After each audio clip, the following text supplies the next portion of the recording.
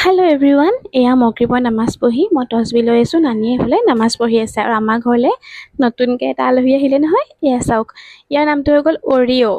ইমানেই কিউট নহয়, এতিয়া খাই আছেহি আৰু তাক খাবলৈ দি এতিয়া মই খাইছোঁ চাহ পানী, কাৰণ নামাজ পঢ়ি অলপমান কোৰাণ চৰীফ পঢ়িম, সেইটো কাৰণে আগে চাহ খাই লৈছোঁ, নহ'লে ডিঙিটো বৰ কিবা লাগে যে। তাৰপিছত মোৰ মন গ'ল খাবলৈ ডাব নাৰিকল এনেকৈ ভাজি। আগতে পাণ যেতিয়া খাওঁ ন, দোকানীজনক কওঁ যে মোক ডাব দিয়ক এক্সট্ৰাকৈ বুলি, তেনেকৈ এতিয়া ঘৰত নিজেই বনাই খাওঁ বোলো। আৰু এয়া চাওক শুই আছে অৰিঅ'। সেইটো নাক ফুলি বাৰু কোনে কোনে ভাল পায় ক'বচোন, মই যে ইমান ভাল পাওঁ নহয়। আৰু এয়া ৰাতি শুবৰ টাইম, মই মুখত লগাইছোঁ এস্পলিন।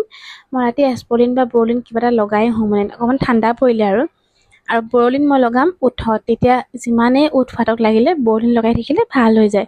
আৰু তাৰপিছত এয়া আমাৰ খেলাৰ টাইম চুৰু হৈ গ'ল অৰিঅ' আৰু হাজবেণ্ড যাব এতিয়া, তাৰ লগত অকণমান খেলি লৈছে। তো আজি মিনি ব্লগত ইমানেই আছিলে। আজিলৈ আহিছোঁ, বাই।